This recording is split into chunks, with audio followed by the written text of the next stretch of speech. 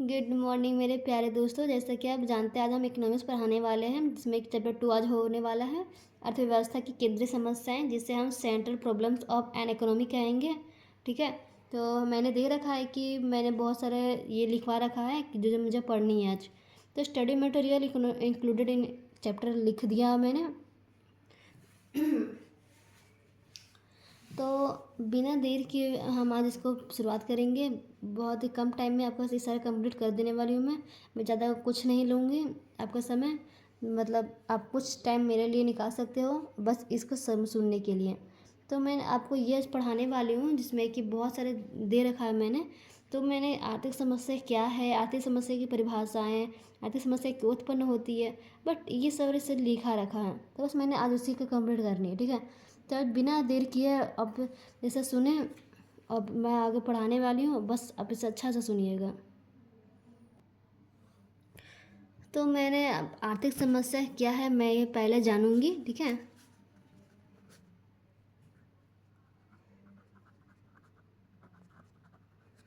आर्थिक समस्या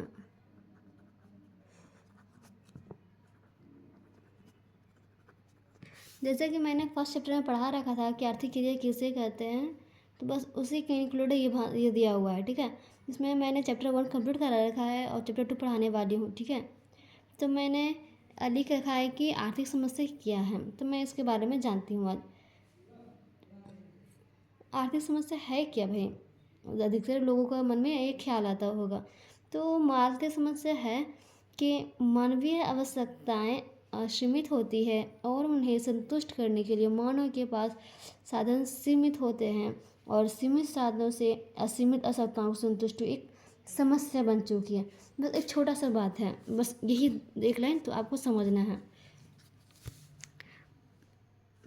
आवश्यकताएं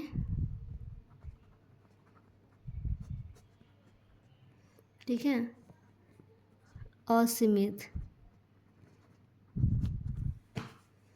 ठीक है, मानवीय आवश्यकता है असीमित है और उन्हें संतुष्ट करने के लिए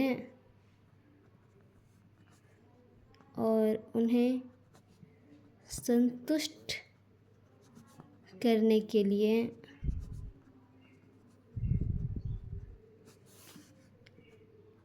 साधन सीमित है, साधन सीमित होते हैं और सीमित साधनों से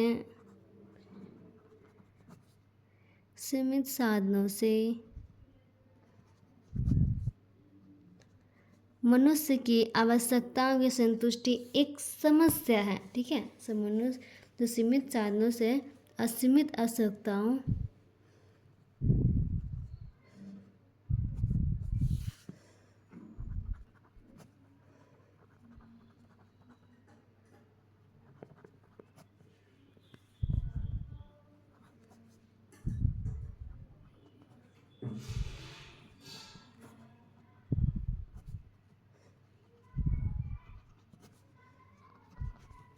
बस यही आपको जानना है। ठीक है, जो हमारा आर्थिक समस्या मतलब धन से संबंधित जो होता है ना कमी, तो उसी के बारे में पढ़ना है। ठीक है, तो आर्थिक समस्या है क्या भाई, इतना डीपली क्वेश्चन आज तक तो सोचा ही नहीं होगा।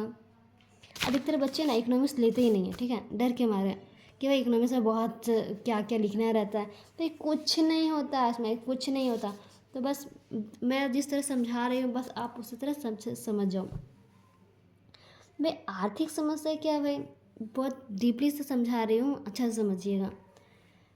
ठीक है, जो समझ लीजिए मैंने एक एग्जाम्पल दे रखी हूँ। ठीक है, एक परिवार की आय सीमित है। ठीक है, परिवार की आय कितनी है भाई, परिवार की आय कितना है 10,000 है। 10,000 से कम चल जाएगा हमारे परिवार का भाई, नहीं चलेगा।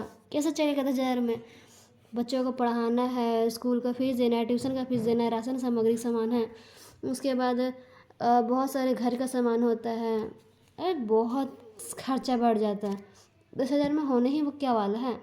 तो बस इसी से संतुष्टि नहीं है परिवार वाले या फिर कोई भी लोग, जिसके कारण आर्थिक समस्याएं उत्पन्न हो रही हैं।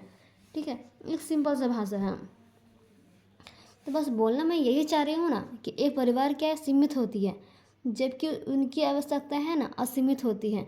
और एक परिवार अपनी सीमित आय से अपनी सभी आवश्यकताओं को संतुष्ट नहीं कर सकता है। बस इसी प्रकार एक अर्थव्यवस्था के पास भी साधन सीमित होते हैं, और साधनों की इसी सीमितता के कारण ही एक अर्थव्यवस्था के लिए संभव नहीं होता है कि वह अपने सभी नागरिकों को सभी आवश्यकताओं की पूर्ति के लिए प्रत्येक वस्तु को प्रचुर मात्रा में उत्पादन कर सकें। बस यही है, ठीक है।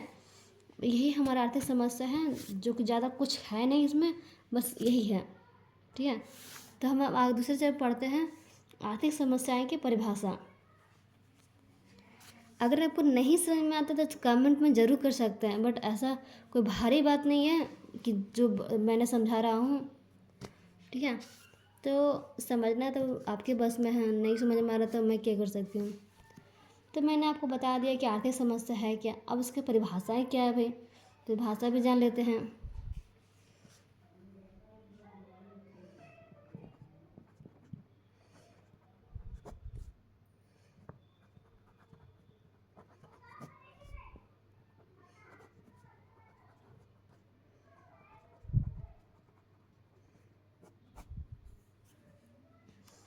ठीक है, आर्थिक समस्या की परिभाषा है डिफिनेशंस ऑफ इकोनॉमिक प्रॉब्लम, ठीक है। बस इसी के बारे में हम जानते हैं। टाइम नहीं लूँगी, थोड़ा सा बात बोलूँगी, समझना है समझो। तो एक राइटर है, एक ही रोल जो बोलते हैं, ठीक है। एक राइटर है, हर राइटर का अलग अलग मत होता है, ज़रूरी नहीं कि एक ही बात बोलना रहता है, बोलना वही रहता है लेकिन सबका भाषा एक रहता है, ठीक है। एरिक रोल,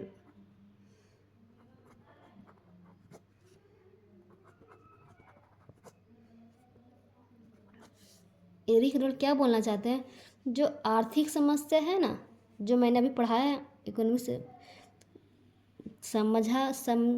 समझा के तो बहुत अच्छा तरह से समझा रही हूँ, ठीक है। तो आर्थिक समस्या मूलतः चयन की आवश्यकता में से उत्पन्न होने वाली एक समस्या है। यह वह चयन है जिसमें ना बहुत सारे चीज़ रहता है, और चुनने के लिए कौन सा रहता है, कोई हमें एक चुनना है। जैसे हमारे पास बहुत सारे खिलौने रहते हैं, और चुनना कौन रहता है भाई, हमें जो पसंद आ जाए, सब तो पसंदीदा ही रहता है, तो उसमें से कोई एक ही चुनना रहता है। तो बस यही बोलना चाह रहे हैं, यह वह चयन है जिसमें वैकल्पिक उपयोगों वाले सीमित साधनों का प्रयोग किया जाता है। बस हमें उतना ही में सब कुछ चुनना रहता है, सीमित है, और उन्हीं में समय से चुनने वाले में से एक हमारे जो रहता है वैकल्पिक उपयोग में प्रयोग किया जाता है। ये संसाधनों में मितव्ययी उपयोग का भी समस्या बन जाता है, ठीक है। अब दूसरा राइटर क्या बोलते हैं भाई, लिप्टविच है,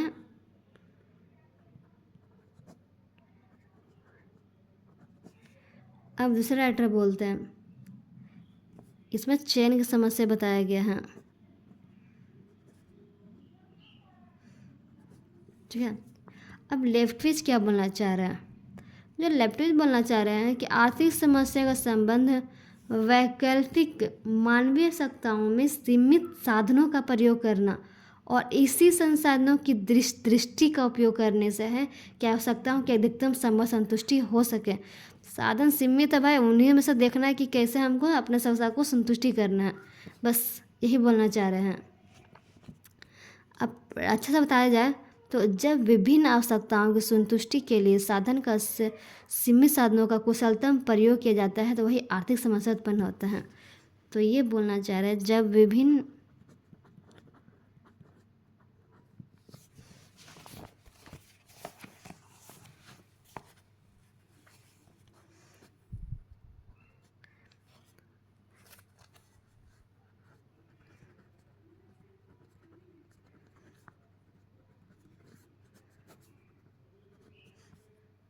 विभिन्न आवश्यकताओं की संतुष्टि के लिए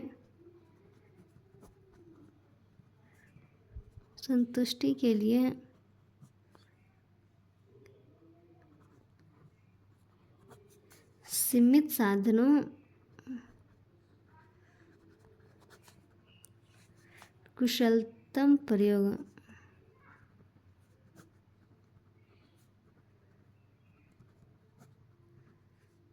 प्रयोग किया जाता है।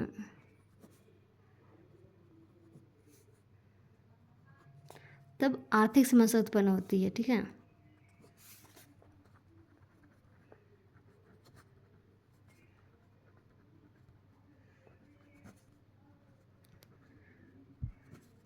मैंने लिखवा दिया है। अब देखिए, जब विभिन्न आवश्यकताओं की संतुष्टि के लिए, हमारे तो आवश्यकताएं एक तो नहीं है भाई, कभी ये ज़रूरत पड़ता है, कभी वो ज़रूरत पड़ता है, हमारे बहुत सारी ज़रूरतें हैं जो कि नहीं पूरे हो सकते हैं। तो बस जब विभिन्न आवश्यकताओं की संतुष्टि के लिए सीमित साधनों का कुशलतम प्रयोग किया जाए, जितना भी आवश्यकता है उनकी संतुष्टि को, जो सीमित साधन है ना, उसका बहुत अच्छे से मतलब हम खुश हो जाएं, कुशलतम प्रयोग किया जाता है, तभी उसी समय आर्थिक समस्या उत्पन्न हो जाती है। मतलब कि हम उसी में समय प्रयोग करना है वस्तु वगैरह, हमें उतनी में आवश्यकता में संतुष्टि करनी है, मन को शांत तो नहीं होगा ना, तो बस तब पर भी आर्थिक समस्या बनी रहती है। ठीक है, तो हम आपके सामने एक उदाहरण लेते हैं। ठीक है, बहुत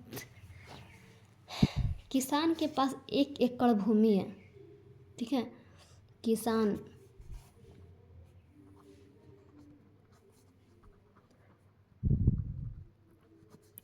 किसान के पास 1 एकड़ भूमि है।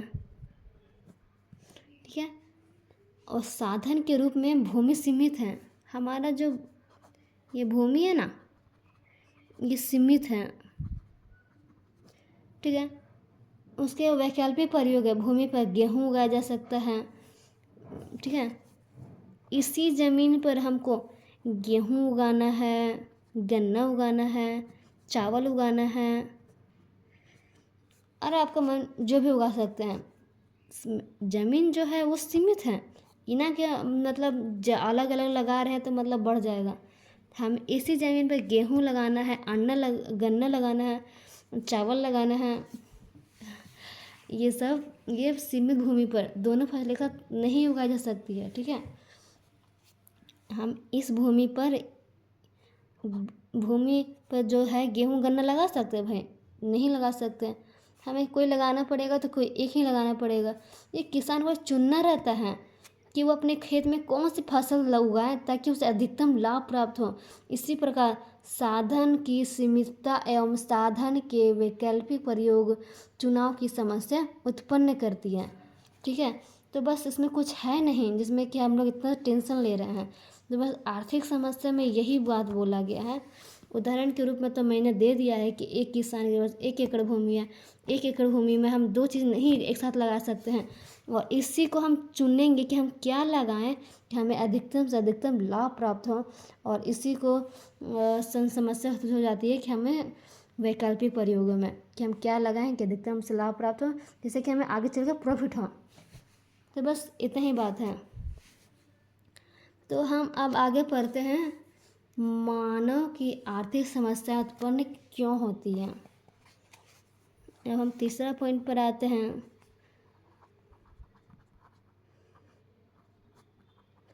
आर्थिक समस्या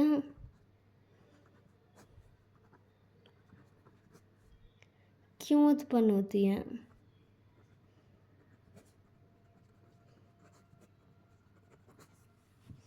ठीक है, आर्थिक समस्या क्यों उत्पन्न होती है, या फिर बोल सकते हैं आर्थिक समस्या का क्या कारण है। तो जो हमारा पहला कारण है, असीमित आवश्यकताएं।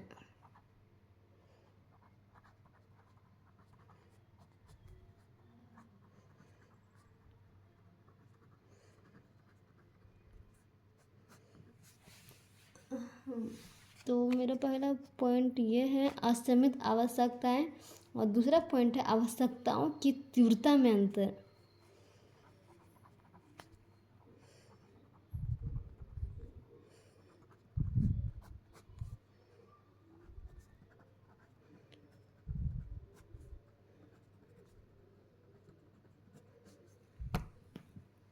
ठीक है, और सीमित या दुर्लभ साधन।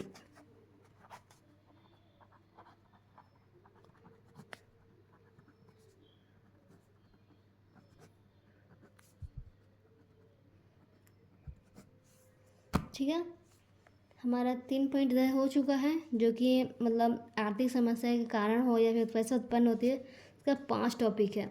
चौथा टॉपिक हमारा है साधनों का वैकल्पिक प्रयोग।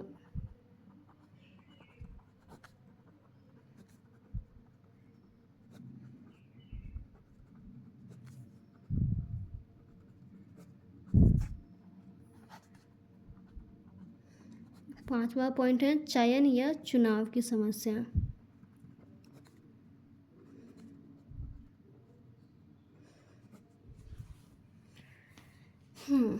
तो हमारा 5 पॉइंट दे रखा है, ठीक है। अब मैं इस 5 पॉइंट को डील करती हूँ। तो भाई हमारा पहला पॉइंट क्या है आर्थिक समस्याओं का, तो असीमित आवश्यकताएं। जैसा कि मैंने पहले बता रखा है कि मनुष्य की आवश्यकताएं अनंत और असीमित होती है। एक आवश्यकता के पूर्ण हो जाने पर नई आवश्यकताएं उत्पन्न होती रहती है। अतः हम बोल सकते हैं कि मनुष्य की सभी आवश्यकताओं को संतुष्ट नहीं किया जा सकता है। हम जितना भी पाते हैं उतना हमें लालसा रहता है कि हमें वो भी मिल जाता। एक पूरे हो जाने के बाद वो भी सोचते हैं कि हमें वो भी मिल जाता। तो मनुष्य कह सकते हैं असीमित है, इसलिए हम इसे संतुष्ट नहीं कर सकते हैं, ठीक है। असीमित आवश्यकताएं, जो आवश्यकताएं दिन प्रतिदिन घटती नहीं है वो दिन प्रतिदिन बढ़ती जाती हैं। लेकिन हमारा जो मटेरियल रहता है, जो साधन रहता है, वो सीमित होते हैं और हमें हमारी आवश्यकताओं को पूर्ण हो जाने पर नई आवश्यकताएं उत्पन्न हो जाती हैं। एक का कपड़ा हमें मिल जाता है तो हमें दूसरे कपड़े को भी खरीदने की इच्छा रहती है। तो हमारी आवश्यकताओं को कभी भी संतुष्ट नहीं किया जा सकता है, तो हम इसे असीमित आवश्यकताएं कहेंगे, ठीक है। तो हम दूसरे पॉइंट में आते हैं आवश्यकताओं की तीव्रता में अंतर। भाई इसका क्या है आवश्यकताओं की तीव्रता में अंतर में क्या है, तो हम आवश्यकताएं तीव्रता की दृष्टि से भिन्न होती हैं, ठीक है। जो हमारी ज़रूरतें होती है ना बहुत ही तेज़ी से देखते हैं वो अलग अलग होती रहती हैं। जैसे कि प्रत्येक मनुष्य के लिए कुछ आवश्यकताएं अधिक महत्वपूर्ण है, ठीक है, और कुछ के लिए कम, ठीक है। तो और फिर अतः महत्व के आधार पर दे तो प्रत्येक व्यक्ति अपनी विभिन्न आवश्यकताओं को अलग अलग प्राथमिकता के क्रम में रख सकते हैं। जैसे कि कुछ लोग होते हैं कि जैसे किसान लोगों के लिए भाई अगर अपने दृष्टि से देखें तो उसके लिए ज़मीन ज़्यादा ज़रूरी है। अगर वो ज़मीन नहीं रहेगा तो कहाँ खेती करेगा, उसके लिए कितना भी घर मकान कुछ दे दें उसे नहीं। जो किसान रहते हैं उनके लिए खेती करने के लिए ये वो ज़मीन रहती है। अब भाई उसी तरह दूसरी ओर देखते हैं कि बिजनेसमैन के लिए हम उसे खेती दे देते हैं तो वो नहीं कर सकते हैं क्योंकि उन्हें बिजनेस में मन लगता है। तो बस उसी तरह हम देखते हैं कि जो आवश्यकताएँ होती हैं ना उसकी दृष्टि से अलग अलग होती हैं, भिन्न भिन्न होती है। और मनुष्य के लिए कुछ आवश्यकताएँ अधिक महत्वपूर्ण है और कुछ के लिए कम होती है। और महत्व के आधार पर प्रत्येक व्यक्ति अपनी विभिन्न आवश्यकताओं को अलग अलग प्राथमिकता के क्रम में रख सकते हैं, ठीक है। और तीसरा पॉइंट हमारा सीमित या दुर्लभ साधन।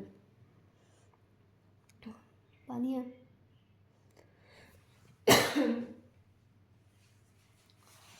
ठीक है। और तीसरा पॉइंट हमारा सीमित या दुर्लभ साधन। साधनों की जो सीमितता अथवा दुर्लभता से प्राय है कि मांग इनकी पूर्ति से अधिक होती है। तो इसमें ये बोलना चाह रहा है कि जो हमारा जो साधन है ना वो सीमित है और कहीं ना कहीं देखा जाए तो दुर्लभ से भी अपराध है। इसकी जो मांग है उनकी पूर्ति से अधिक होती है। जो हम डिमांड करते हैं ना कि हम ये चाहिए वो चाहिए उतना होता नहीं है, ठीक है, कुछ कुछ कमी रहती है और उसकी पूर्ति के लिए उसकी पूर्ति अधिक होती है, ठीक है। साधन चाहे प्राकृतिक हो अथवा मानव निर्मित, दोनों ही प्रकार के साधन असीमित मानवीय आवश्यकताओं को पूर्ति के लिए असीमित होते हैं। अगर हम देखा जाए तो प्राकृतिक रूप से हो चाहे कच्चे माल के रूप में हो या फिर मानवीय द्वारा बनाए गए साधन, वो आवश्यकताएं पूर्ति के लिए सीमित होते हैं। जो हमारी आवश्यकताएं हैं उनके लिए वो सीमित होती हैं, ठीक है। तो आवश्यकताएं अधिक होती है साधन से। हमारा चौथा पॉइंट है साधनों का वैकल्पिक प्रयोग। साधनों का वैकल्पिक प्रयोग में हम क्या जानते हैं भाई, साधन न केवल सीमित होते हैं बल्कि इनके वैकल्पिक उपयोग भी होते हैं, ठीक है। साधन सीमित ही नहीं है अपितु उसका अलग अलग भी उपयोग भी होते हैं। जैसे उदाहरण के लिए बिजली का उपयोग हम पंखे चलाने में क्या करते हैं, कूलर फ्रिज रोशनी में करते हैं। हम बिजली का उपयोग अलग अलग माध्यम से करते हैं। जैसे भाई पंखा हवा लेने के लिए, लिए कर रहे हैं, फ्रिज को ठंडा रखने के लिए, लाइट जलाने के लिए, मतलब बहुत सारी चीज़ों में हम बिजली का उपयोग करते हैं, ठीक है। बिना बिजली के तो लगता है कि आधा काम ही नहीं होगा। यहाँ भी हमारे सामने यही समस्या उत्पन्न होती है कि हम किस साधन को किस काम के लिए प्रयोग करें, ठीक है। साधन का वैकल्पिक प्रयोग है, ठीक है। हमारे पास साधन कौन सा है? बिजली, एक मस्त उदाहरण है। बिजली के लिए हम अलग अलग कैसे वैकल्पिक प्रयोग करें, भाई वैकल्पिक मतलब अलग अलग किस रूप में प्रयोग करें, तो बस देख सकते हैं। वैकल्पिक प्रयोग में हम से पंखा, फ्रिज, बिजली आदि चीज़ों में कर सकते हैं, ठीक है। इसी को साधन को, और फिर हम किसी साधन को किस काम के लिए प्रयोग करें वो हम पर डिपेंड करता है। लास्ट में आता है चयन या चुनाव की समस्या। भाई पहले ही दिख रहा है कि चयन या चुनाव की समस्या। कोई भी व्यक्ति, परिवार या देश अपने सीमित साधन से अपनी सभी आवश्यकताओं को पूरा नहीं कर सकता है, ठीक है। अपने जो आय हमारा है उसी आय से हम अपना अपने आय से आवश्यकताओं को पूरा नहीं कर सकते हैं।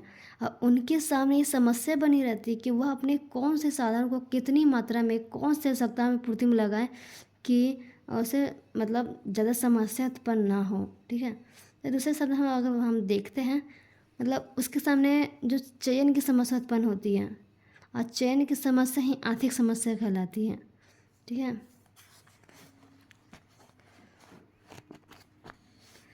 तो चयन के चुनाव का समस्या हमने समझ लिया है कि कोई भी व्यक्ति, परिवार या देश नहीं चला सकता अपने सीमित साधन से या सीमित आय से, उसकी आवश्यकताओं को पूरा नहीं कर सकता है, और वही समस्या बनी रहती है कि वह कौन से साधन को कितनी मात्रा में मतलब प्रयोग करें, ठीक है, पूर्ति में लगाएं कि उनकी आवश्यकताओं को पूरी की जाए। तो चयन की समस्या या आर्थिक समस्या कहलाती है यदि मानव आवश्यकताओं को किसी तरह का साधन असीमित होता है तो वो चयन की समस्या उत्पन्न होती है। न ही आर्थिक समस्या, दूसरे शब्दों में देखा जाए तो दुर्लभता भी इसी सभी आर्थिक समस्याओं की जननी है, ठीक है। तो आर्थिक समस्या का सारांश क्या है भाई?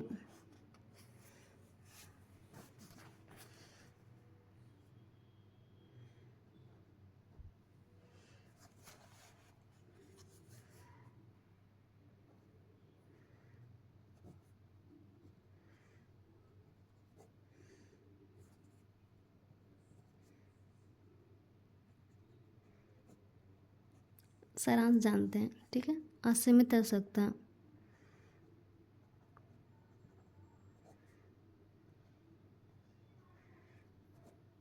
ठीक है।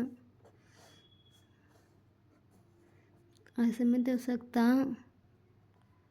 आवश्यकताओं की तीव्रता में अंत है,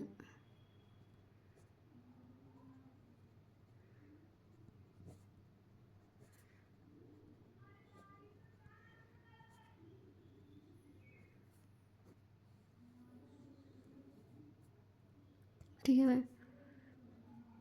अब इसमें आता है प्राथमिकताओं का चयन।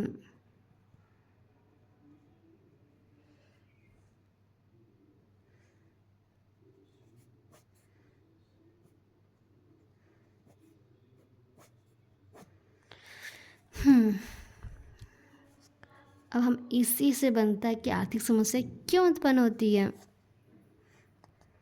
अब आर्थिक समस्या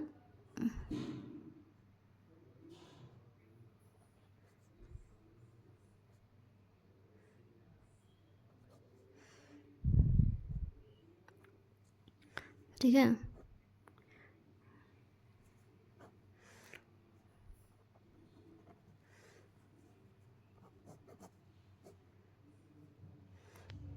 अब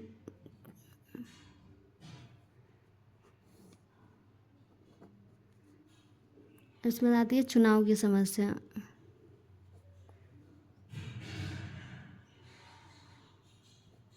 ठीक है। चुनाव की समस्या,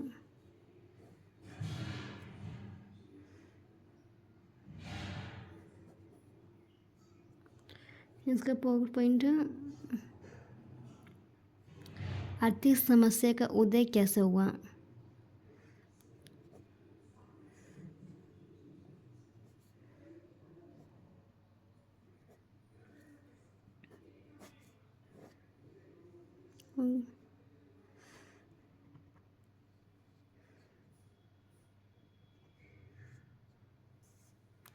अब हमारा जो है सीमित साधन,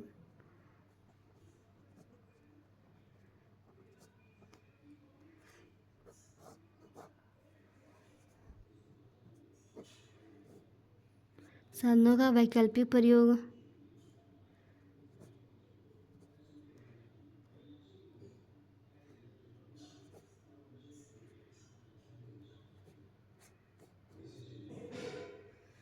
ठीक है,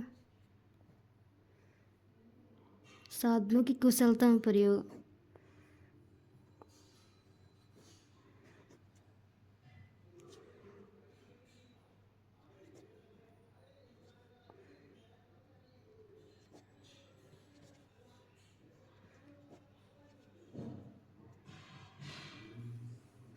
तो मैंने आपको अच्छा सा डिफिनेशन दे रखा है।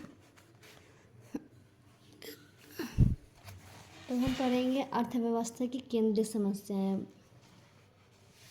जैसा कि देख सकते हैं मैंने अब आर्थिक समस्या की केंद्रीय समस्या मैं आपको पढ़ाऊंगी।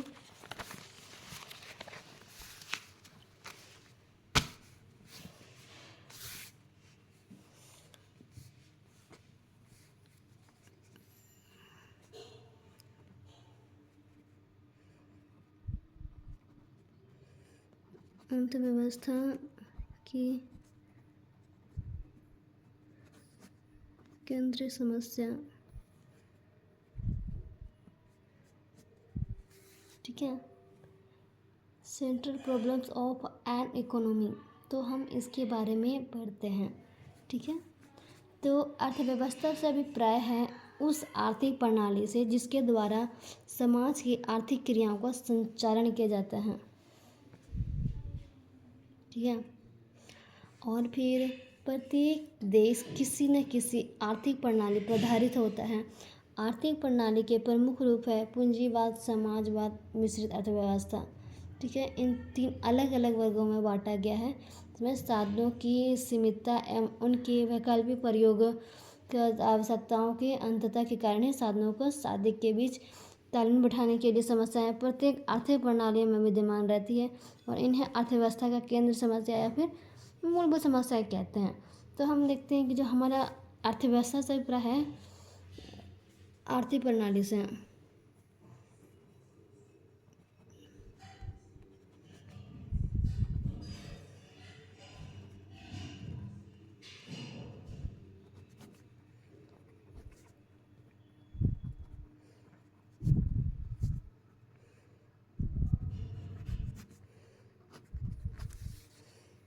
ठीक है, जिसके द्वारा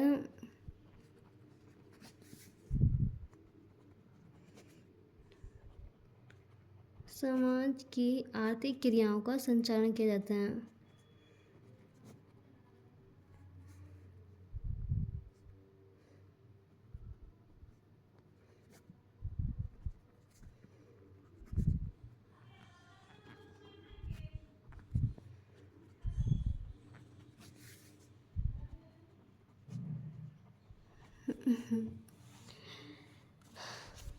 ठीक है, तो अर्थव्यवस्था की जो हमारी केंद्र समस्याएं हैं, जो हमारा जो इससे थोड़ा सा अभिप्राय है वो आर्थिक प्रणाली से, ठीक है।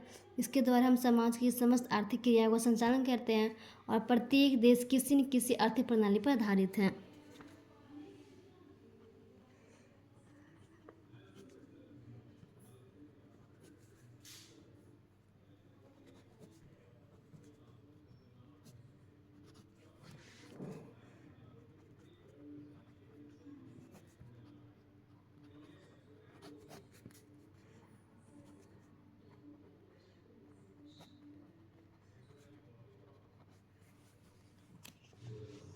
ठीक है, प्रत्येक देश किसी न किसी आर्थिक प्रणाली पर आधारित है जिसमें है पूंजीवाद, समाजवाद, मिश्रित अर्थव्यवस्था।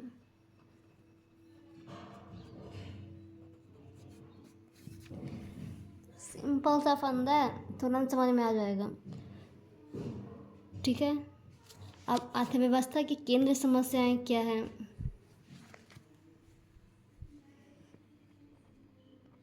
अर्थव्यवस्था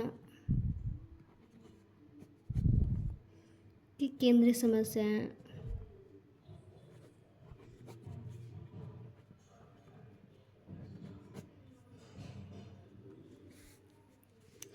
ठीक है, इसका 3 मौलिक समस्या हैं। 3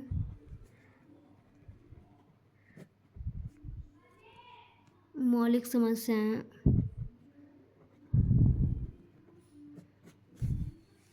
ठीक है। हमारी अर्थव्यवस्था की केंद्रीय समस्याएं हैं, जिसको 3 अलग अलग भागों में बांटा गया है।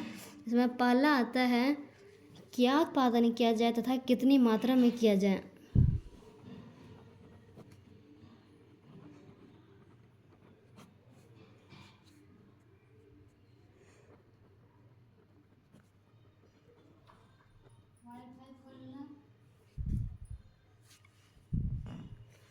तथा कितनी मात्रा में किया जाए। सुन लिया। पापा वाला नहीं है क्या? कितनी मात्रा में? हाँ,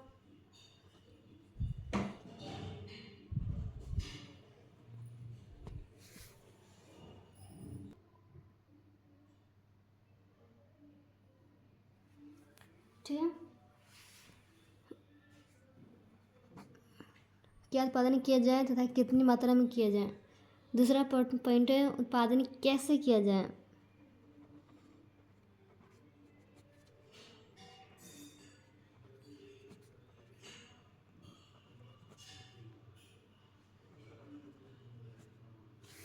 तीसरा पॉइंट जो हमारा है, उत्पादन आपके लिए किया जाए कि किसी और के लिए किया जाए। तो उत्पादन किसके लिए किया जाए।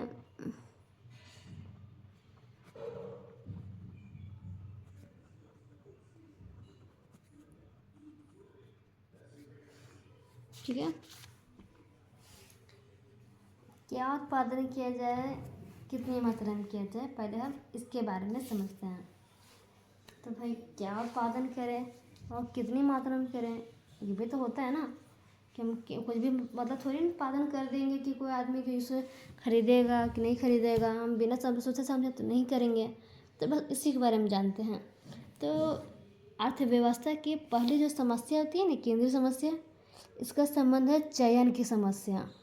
ठीक है, वो चुनना पड़ता है उसको कि क्या उत्पादन किया जाए भाई, कि लोगों में वो खरीदने का रहे कि हाँ वो खरीदेगा तो हम उसे वही प्रोडक्शन करेंगे जो हमारी खरीद हो। ये ना कि दुकान प्रोडक्शन कर दिया तब वो घर में ख़राब हो, मतलब वो मटेरियल सामान ख़राब हो रहा है दुकान में। हमें चयन करना पड़ता है कि प्रत्येक अर्थव्यवस्था में सबसे पहली समस्या यह है कि कौन सी वस्तु और सेवाओं का उत्पादन किया जाए जिससे व्यक्तियों के अधिकतम से अधिकतम आवश्यकताओं को पूरा किया जा सके। ठीक है, हम प्रत्येक अर्थव्यवस्था से पहली समस्या क्या है भाई, कि कौन से वस्तु का उत्पादन किया जाए और फिर कौन सा सेवाओं का उत्पादन किया जाए जिसमें व्यक्तियों की अधिकतम आवश्यकताओं को पूरा किया जा सके। आधा नहीं, पूरा। ठीक है, साधनों की सीमितता एवं उनके वैकल्पिक प्रयोग के कारण ही प्रत्येक अर्थव्यवस्था को यह चुनना पड़ता है कि किन आवश्यकताओं को संतुष्ट किया जाए और किन आवश्यकताओं को छोड़ा जाए, क्या उत्पादन किया जाए। इस प्रश्न के समाधान के लिए हमारे सामने उत्पादन संबंधी अनेक विकल्प आते हैं। ठीक है, हम इसे जैसे डिफिनेशन देते हैं भाई, क्या उत्पादन किया जाए।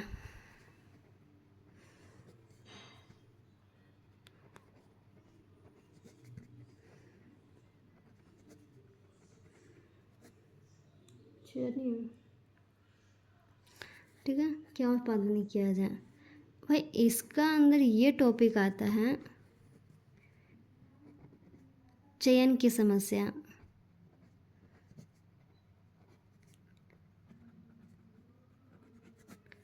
चयन की समस्या, चयन की समस्या में हमारे दो पॉइंट आते हैं, ठीक है।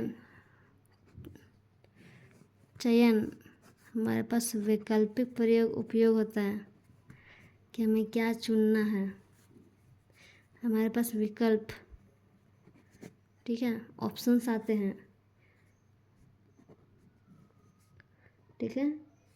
उपभोक्ता वस्तु,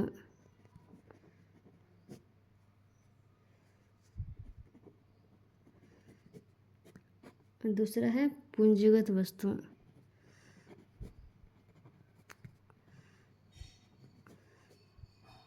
मैं उतना लिखवा नहीं रही हूँ, आप हमारे सुन सुन के भी लिख सकते हो, टाइम ज़्यादा नहीं ले रही हूँ, ठीक है। ये हमारा अपना अलग सा पॉइंट है और ये हमारा अलग पॉइंट है।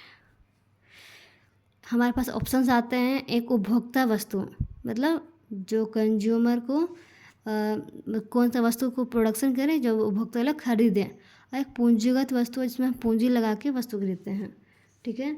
जैसे कि कपड़ा, ये उपभोक्ता वस्तु है।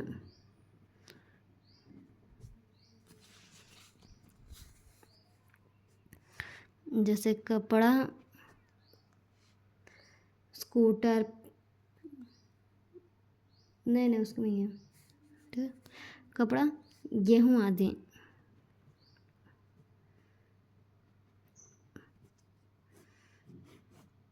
ठीक है।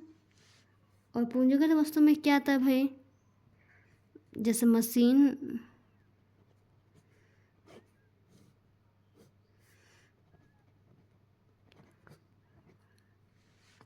मशीन, औजार,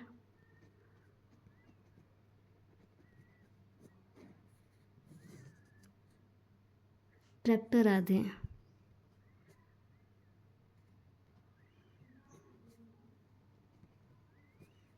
ठीक है।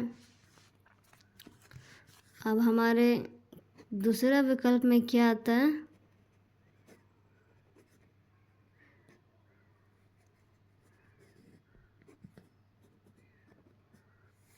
आवश्यकता वस्तु,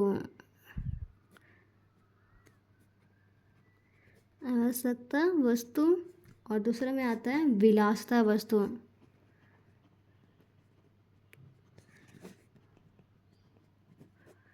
ठीक है। जैसे रोटी, कपड़ा, मकान, जैसे रोटी, कपड़ा, मकान,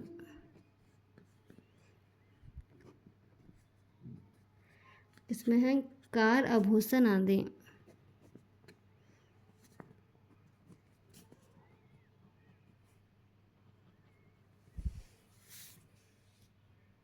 ठीक है। और हम चयन की समस्या का, इसका नीचे का जो विकल्प आता है ना, इसमें आता है निजी वस्तु, एक सार्वजनिक वस्तु, एक निजी वस्तु, एक सार्वजनिक,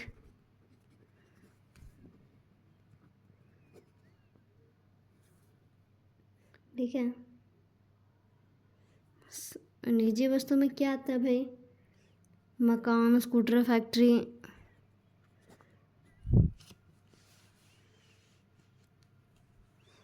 मकान, स्कूटर,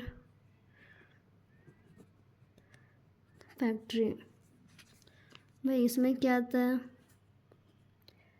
स्कूल, अस्पताल, पार्क, सड़क, स्कूल,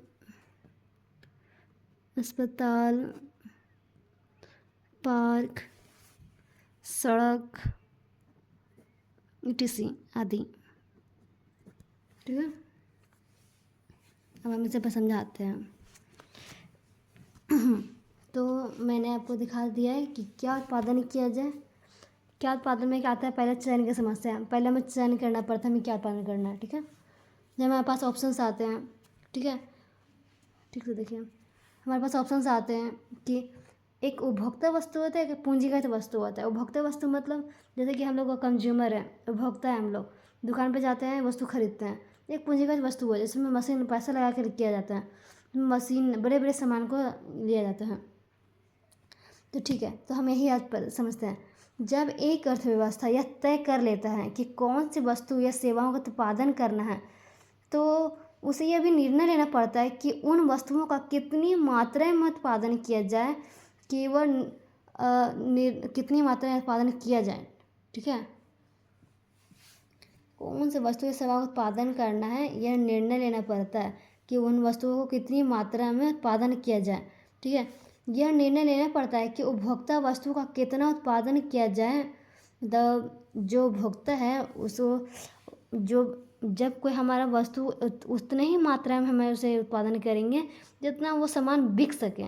ठीक है, तो हम यही बोलना चाहते हैं कि हमें यह निर्णय लेना पड़ता है कि उपभोक्ता वस्तु का कितना उत्पादन किया जाए, पूंजीगत वस्तुओं का कि उत्पादन किया जाए। कि उदाहरण के यदि हम कोई अर्थव्यवस्था एक निश्चित समय में अपने निश्चित जो सीमित साधन होता है ना, उसके द्वारा उपभोक्ता वस्तु जैसे कपड़ा, चाय उत्पादन कम करना पड़ेगा। ठीक है, वो कपड़ा, चाय का अधिक उत्पादन करना चाहेगी तो उसे पूंजीगत वस्तुओं जैसे ट्रैक्टर व टेलीविज़न मशीन आदि का उत्पादन कम करना पड़ेगा। ठीक है, जैसे कि कुछ वस्तु होती है मानव को कि जो अर्थव्यवस्था में अधिक उत्पादन करना चाहता है। ठीक है, तो उसे पूंजीगत वस्तुओं जैसे ट्रैक्टर, टेलीविज़न मशीन आदि का उत्पादन कम करना पड़ेगा, क्योंकि हमें चुनना रहता है ना कि उधर ज़्यादा मतलब साधन, मतलब मैंने कुछ खर्च किया है तो एक साइड दोनों तो बराबर तो नहीं होगा ना। जब कोई ज़्यादा अधिक कीमत पर हम खरीदते हैं, ठीक है, फिर प्रोडक्शन कुछ करते हैं तो हमें उसे ज़्यादा करना होगा तो दूसरी ओर कम करना होगा, क्योंकि हमें उपभोक्ता को ज़रूरतें पूरी करनी है, न कि अपनी चीज़ों के बारे में सोचना है कि हमें उत्पादन करना है बस रख देना है। हमें कितनी मात्रा में उत्पादन करना है कि वो वस्तु बिक जाए उपभोक्ता में, तो बस हमें यही सोच कर चलना है। ठीक है, तो वही हम बोलना चाह रहे हैं। अगर हम कपड़ा, चाय का अधिक उत्पादन करना चाहेंगे तो उसमें तो हमें पूंजीगत चीज़ों में ज़्यादा इन्वेस्ट करना पड़ता है। ठीक है, तो वास्तव में उत्पादन उन्हीं वस्तुओं का तथा उतनी ही मात्रा में उत्पादन करते हैं। उत्पादन उन्हीं वस्तुओं का, ठीक है, जो उत्पादक होता है प्रोडक्शन, वो उन्हीं वस्तुओं का उतनी मात्रा में उत्पादन करते हैं जिनसे उन्हें अधिकतम लाभ प्राप्त होता है। ठीक है, उपलब्ध विकल्पों में से चयन के आधार पर ही देश यह निर्णय करना होता है कि किस वस्तु का उत्पादन में अपने सीमित साधनों की कितनी मात्रा लगाए। तो कौन सा चीज़ों में मतलब इन्वेस्ट करें जिसमें उसको अधिक से अधिक लाभ हो, बस यही करना है। तो अब उत्पादन कैसे किया जाए, दूसरा पॉइंट हमारा है उत्पादन कैसे किया जाए। तो इसके बारे में हम जानते हैं कि अर्थव्यवस्था के सामने दूसरी समस्या यह है कि चयनित वस्तु का उत्पादन कैसे किया जाए। ठीक है, चयनित वस्तुओं का उत्पादन कैसे किया जाए।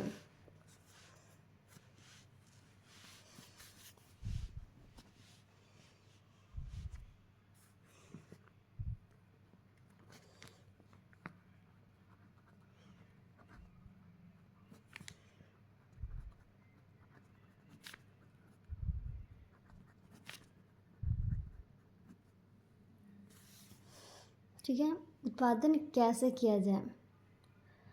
अर्थव्यवस्था के सामने दूसरा समस्या यह है कि चयनित वस्तु का उत्पादन कैसे किया जाए।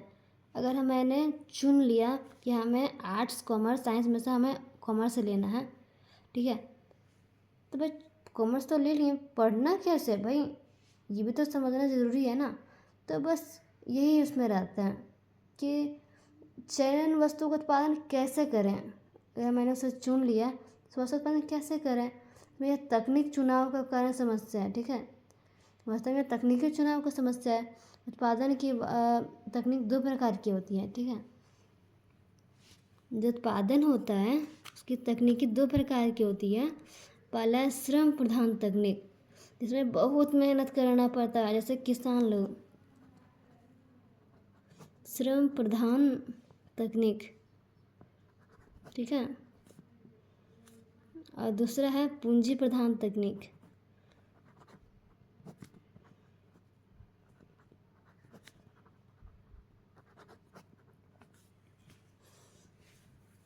वही हो गया। श्रम प्रधान तकनीक समझते हैं। इस तकनीक में पूंजी की तुलना में श्रम का उपयोग अधिक मात्रा में किया जाता है, ठीक है। इसमें मेहनत किया जाता है, पूंजी की तुलना में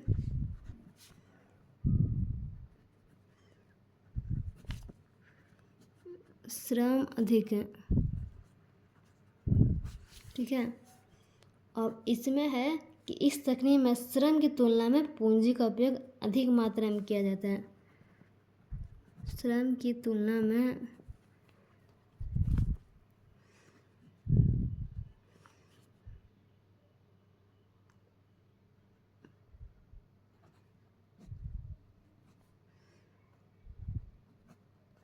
बस इसमें किसान लोग खेती करते हैं, खेती बाड़ी करके अपना तकनीक लगा के उत्पादन करते हैं। अब पूंजी प्रधान में क्या भाई, कच्चे माल लाए, मशीन में डाले, बस हो गया।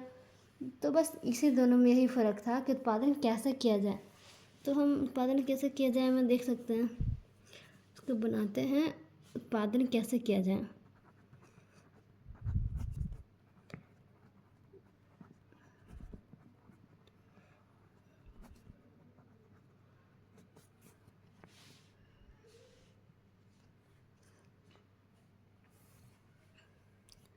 उत्पादन कैसे किया जाए, तो उस उत्पादन कैसे करने में हमारा पहला आता है तकनीक प्रॉब्लम, तकनीक का चयन।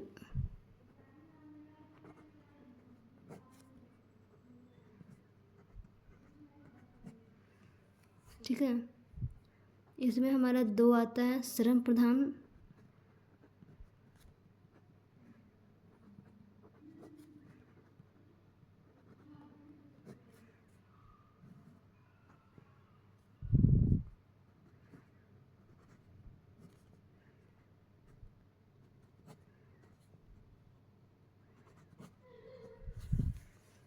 ठीक है। तो भाई हम एक उदाहरण लेते हैं, ठीक है।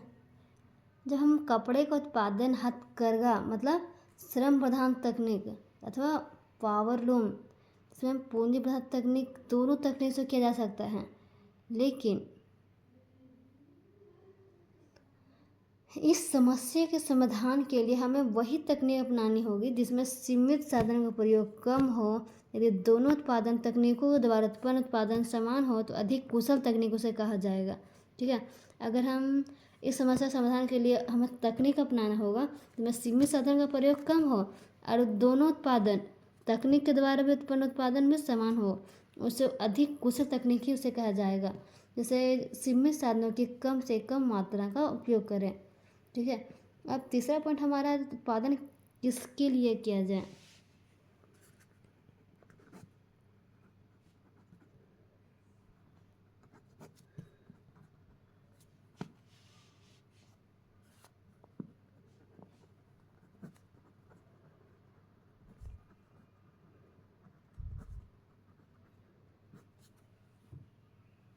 ठीक है, उत्पादन किसके लिए किया जाए।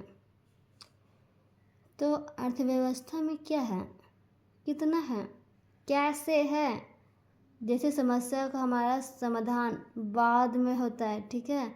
और यही समस्या उत्पन्न होता है कि उत्पादन किसके लिए किया जाए, उत्पादन का वितरण कैसे किया जाए, ठीक है। तो हम इसके बारे में अब जानते हैं, उत्पादन किसके लिए करेंगे, आपके लिए तो स्पेशल करेंगे नहीं, तो हम किसके लिए करेंगे हम उसके बारे में कहते हैं। वितरण की समस्या,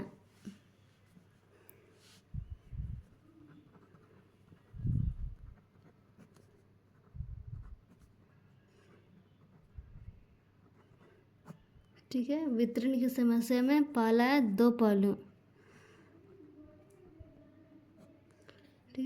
दो पहलुओं में आता है व्यक्तिगत वितरण और दूसरा होता है कार्यात्मक वितरण। व्यक्तिगत वितरण, दूसरा होता है कार्यात्मक।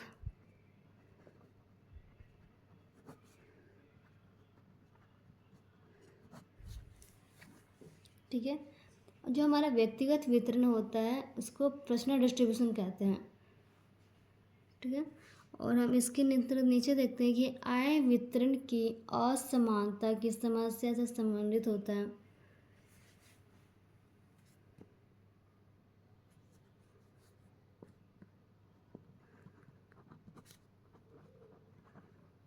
आय वितरण की असमानता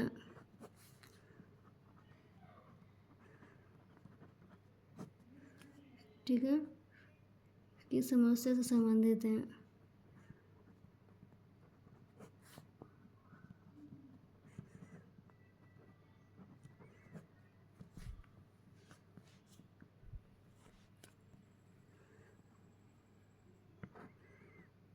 ये हमारा है आय वितरण की असमानता।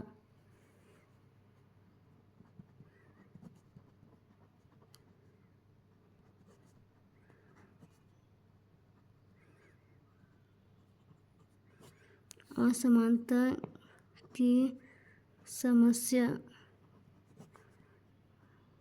से संबंधित। ठीक है, तो हम व्यक्तिगत वितरण के बारे में जानते हैं। तो व्यक्तिगत वितरण में से है जो हमारा पहला पहलू है, तो इसका प्राय है कि उत्पादन का समाज के विभिन्न व्यक्तियों परिवारों में से किस प्रकार वितरण किया जाए कि इसका संबंध आय के वितरण की असमानता से समस्या भी है। ठीक है, जो हमारा व्यक्तिगत है ना, वो परिवार में से किस प्रकार से वितरण किया जाए कि इसका संबंध आय के वितरण की असमानता की समस्या से भी है। ठीक है, जो वितरण की समस्या का इसका दूसरा पहलू है यह कार्यात्मक वितरण है। इसका संबंध यह ज्ञात करने के लिए कि उत्पादन के विभिन्न साधनों जैसे भूमि, श्रम, पूंजी, इंडस्ट्री वगैरह उत्पादन का बंटवारा कैसे हो। ठीक है, तो इसका संबंध आय के वितरण की असमानता से नहीं है। जैसे इसका आय है बटा जाए तो उसका असमानता से नहीं है।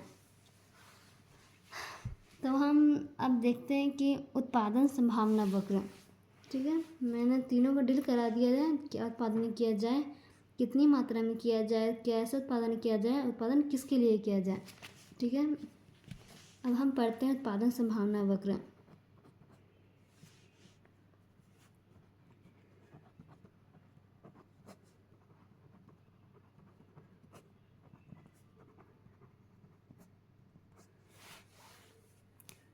क्या है उत्पादन संभावना वक्र? भाई सुनने में तो बहुत ही भारी लग रहा है, ऐसा कुछ नहीं है। उत्पादन संभावना वक्र, उत्पादन संभावना वक्र इस विश्लेषण पर आधारित है। ठीक है, किस बात पर आधारित है भाई? अर्थव्यवस्था में उत्पादन का साधन जो है ना, साधन सीमित। ठीक है, किंतु उत्पादित किए जाने वाली जो वस्तु है ना असीमित है। उत्पादित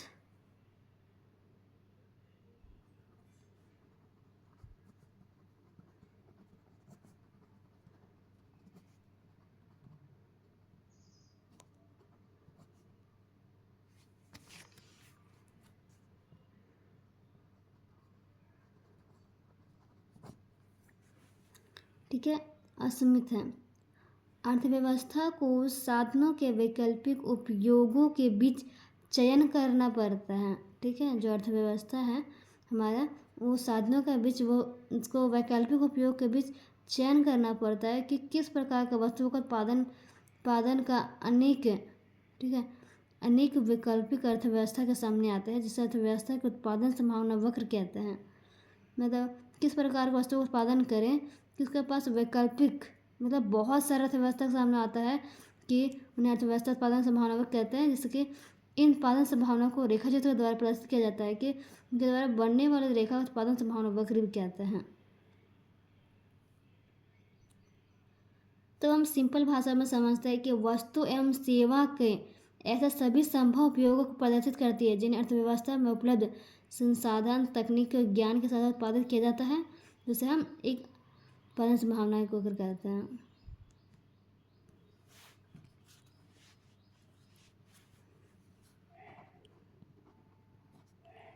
वस्तुओं एवं सेवाओं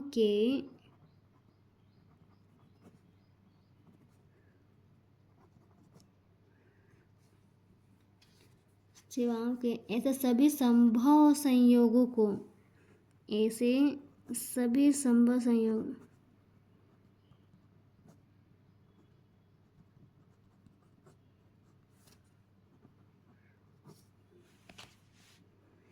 संयोगों को प्रदर्शित करती है,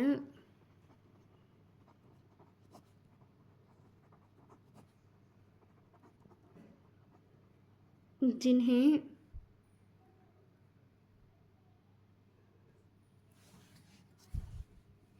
अर्थव्यवस्था में उपलब्ध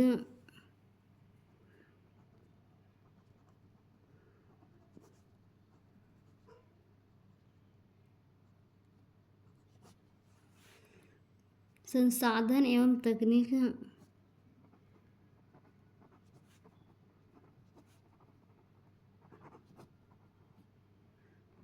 ज्ञान के साथ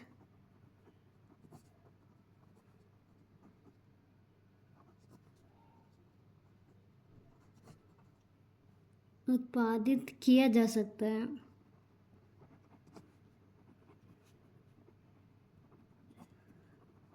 ठीक है, वस्तु सेवा के साथ ज्ञान के साथ भी उत्पादन किया जा सकता है। ये हमारा उत्पादन संभावना वक्र है। ठीक है, तो इसका मान्यताएं क्या है उत्पादन संभावना वक्र का?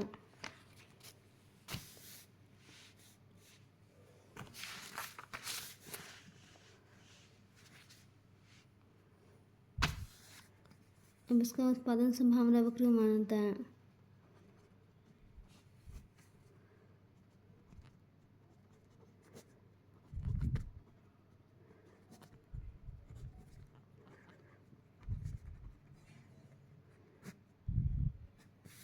ठीक है, उत्पादन के साधनों की स्थिर मात्रा, उत्पादन के साधन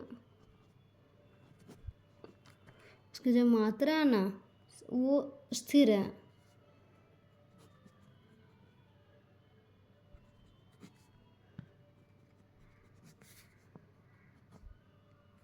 उपलब्ध संसाधनों का पूर्ण एवं कुशल उपयोग, उपलब्ध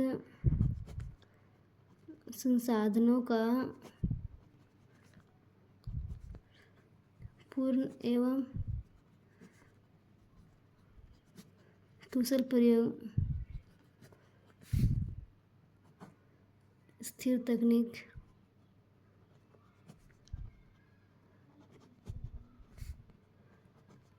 दो वस्तुएं।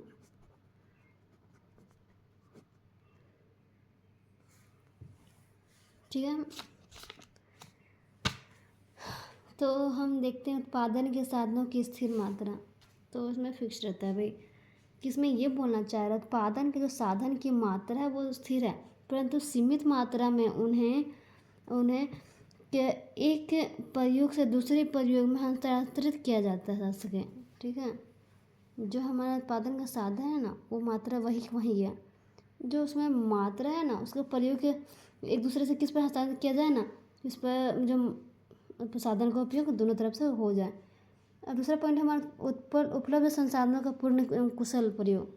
ठीक है, तो उसमें क्या है, अर्थव्यवस्था में उपलब्ध सभी साधनों का पूर्ण और कुशलतापूर्वक प्रयोग किया जाए। ठीक है, जो हमारे पास जो साधन है ना उसे पूरी तरह से कुशलपूर्वक से प्रयोग किया जाए। तीसरा पॉइंट है स्थिर तकनीक। स्थिर तकनीक में क्या है, स्थिर तकनीक में यह है कि उत्पादन की तकनीक स्थिर है। ठीक है, जो प्रोडक्शन मशीन करने का है वो तकनीक स्थिर है, अर्थात जो उसमें जो कोई इसमें परिवर्तन नहीं हो रहा है, में कोई चेंजेस नहीं होता है, जो तकनीक जो है वही है। अब इसमें दो वस्तुएं क्या है भाई, इसमें अध्ययन की सरलता की दृष्टि से यह समान मान लिया गया है कि अर्थव्यवस्था में केवल दो वस्तुओं या वस्तुओं के दो संयोगों उत्पादन किया जाता है, जैसे गेहूँ तथा कपड़ा, पूंजीगत वस्तु तथा उपभोक्ता वस्तु का उत्पादन किया जाता है। ठीक है।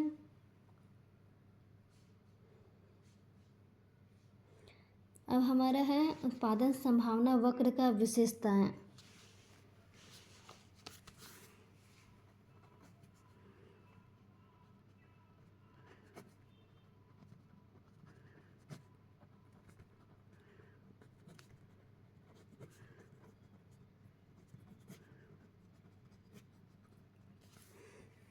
ठीक है।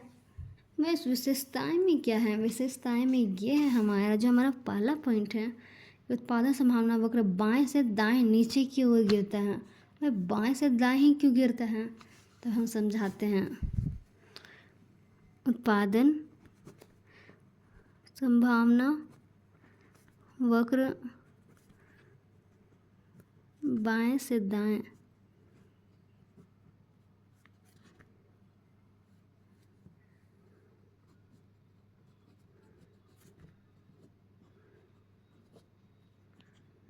ठीक है, बाएं से दाएं की ओर गिरता है। अब क्यों गिरता है, उत्पादन संभावना वक्र का ढाल ऋणात्मक और बाएं से दाएं नीचे के गिरने का मुख्य कारण यह है ना कि जितना भी सभी संसाधन है तो कुशलतम प्रयोग की स्थिति में दोनों वस्तु का उत्पादन एक साथ नहीं बढ़ाया जा सकता है। दो वस्तु हैं, ठीक है, दो वस्तु एक्स और वाई। ठीक है, एक्स वाई वाई में से एक्स का उत्पादन तभी बढ़ा सकते हैं, इसका उत्पादन हम तभी बढ़ाएंगे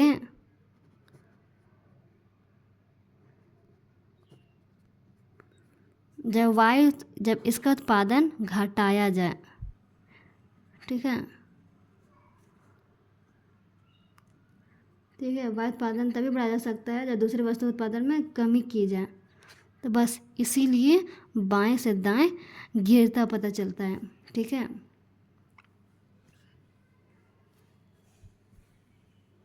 जैसे कि हम जब हम चाय जो पीते हैं, ठीक है, चाय और कॉफ़ी,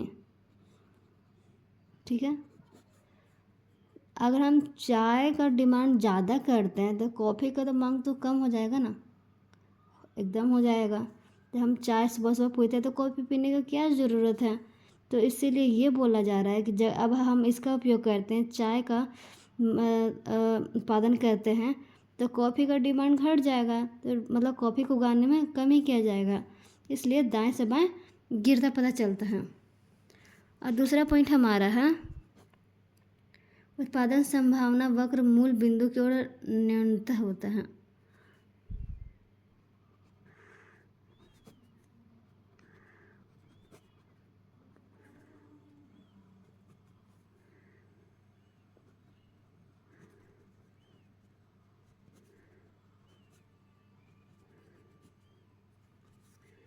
न तो उधर होता है।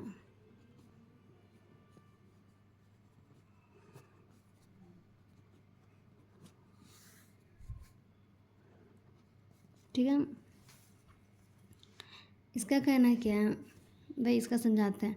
सभी उत्पादन संभावना वक्र अपने मूल बिंदु की ओर प्रतिनिधिधर होते हैं। ठीक है, इसका प्राय यह है कि जब हम किसी वस्तु को एक वस्तु का उत्पादन बढ़ाना चाहते हैं तो दूसरी वस्तु वाई के उत्पादन का त्याग करना पड़ेगा, और वस्तु की प्रत्येक अतिरिक्त इकाई के लिए वाई की उत्तरोत्तर अधिक मात्रा में त्याग करना पड़ेगा। इसके कारण उत्पादन संभावना वक्र का मूल बिंदु को नतोदर हो गए। जब हम खेती करते हैं तो हम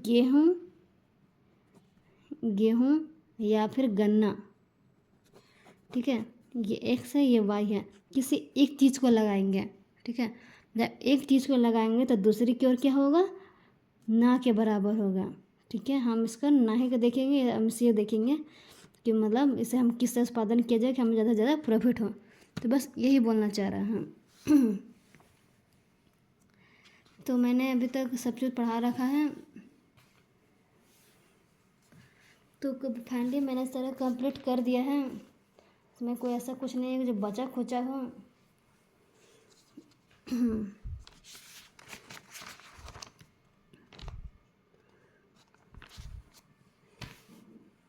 एक हमारे हैं अवसर लागत, ठीक है।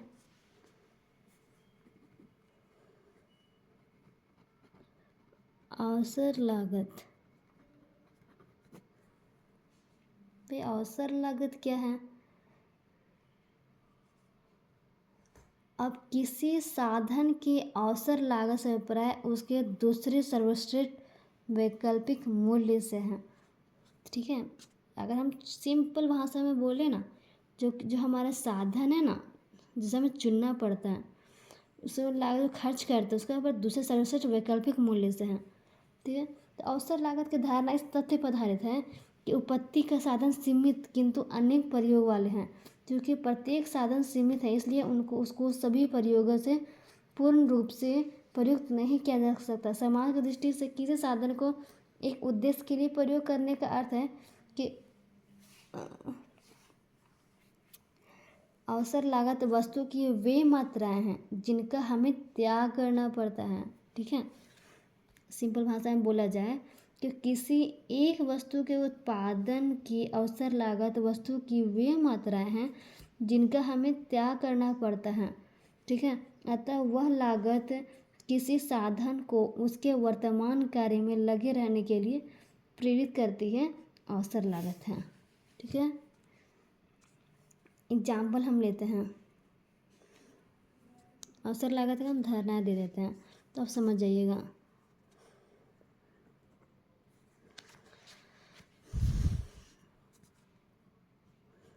अवसर लागत की धारणाएं, ठीक है।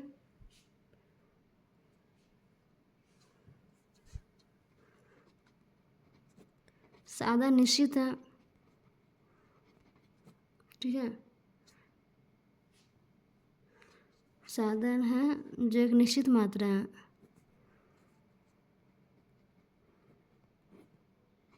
ठीक है।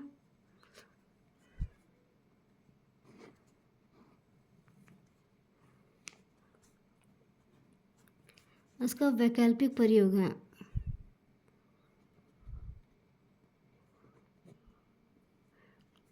पहले हम इसका प्रोडक्शन करते हैं, ठीक है। गेहूँ, ठीक है। उसका मूल्य 5 लाख रुपए है, 5 लाख रुपए, ठीक है।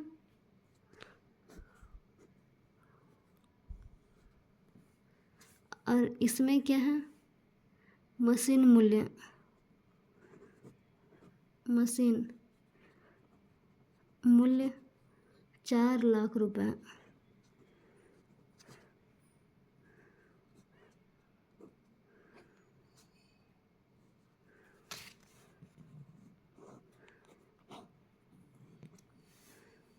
ठीक है।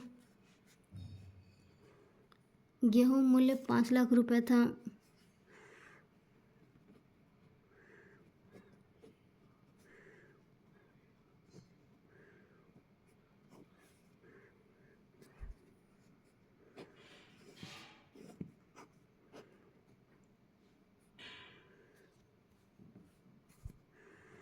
उसका मशीन उत्पादन का त्याग किया,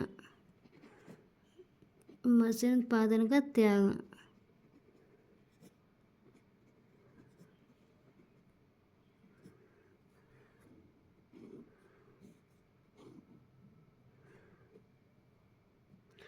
5 लाख रुपए मूल्य के गेहूं की अवसर लागत 4 लाख रुपए है।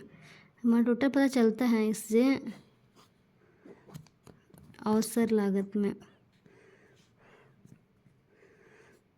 5 लाख रुपए मूल्य के गेहूं की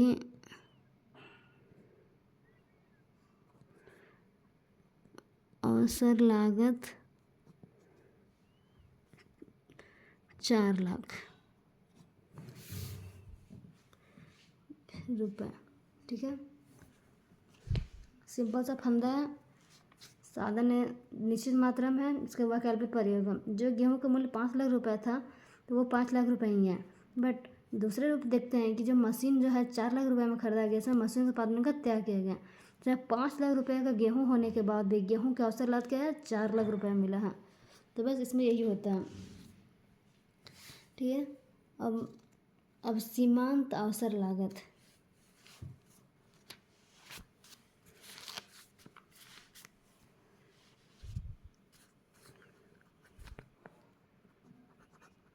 सीमांत अवसर लागत भाई है क्या सीमांत अवसर लागत? ठीक है, तो हम इसका समझते हैं। एक वस्तु X की सीमांत अवसर लागत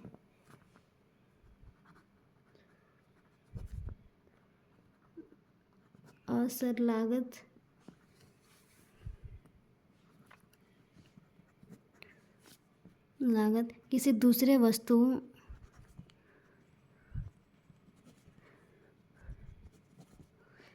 Y की वह मात्रा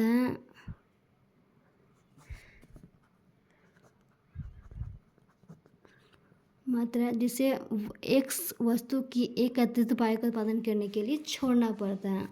ठीक है, जिसे एक चीज़ का उत्पादन करने के लिए दूसरे को छोड़ना पड़ता है। सिंपल सा फर्क है, एक अतिरिक्त इकाई का उत्पादन करने में खर्च की गई राशि को सीमांत लागत कहते हैं। ठीक है, जिसे X वस्तु की एक अतिरिक्त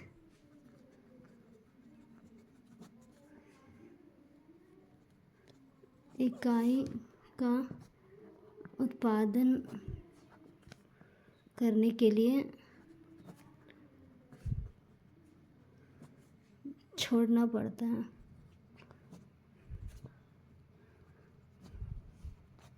ठीक है, इसमें कुछ करना नहीं है। जब एक सीमांत अवसर लागत है जिसमें Y वस्तु के वह मात्रा जिसमें X वस्तु की एक अतिरिक्त इकाई को बढ़ाने के लिए उत्पादन करने के लिए छोड़ना पड़ता है। हम दूसरी बात बोलते हैं तो X वस्तु को एक अतिरिक्त इकाई के उत्पादन से Y वस्तु के उत्पादन में जो कमी आती है उसे X वस्तु के एक अतिरिक्त इकाई के सीमांत अवसर लागत कहते हैं। थैंक यू, आज के लिए इतना ही था। ठीक है, जैसे कि मैंने आज चैप्टर 2 भी कंप्लीट कर रखा है, मैंने सारे पढ़ा दिया है। मैंने जितना भी पढ़ाया है, जैसे आर्थिक समस्या क्या है, क्या उत्पादन किया जाए, परिभाषा, ठीक है, सब चीज़ बढ़िया से बता दिया है। बस समझने का आपको देरी है, ज़्यादा मैंने किसी का टाइम नहीं लिया है। तो आप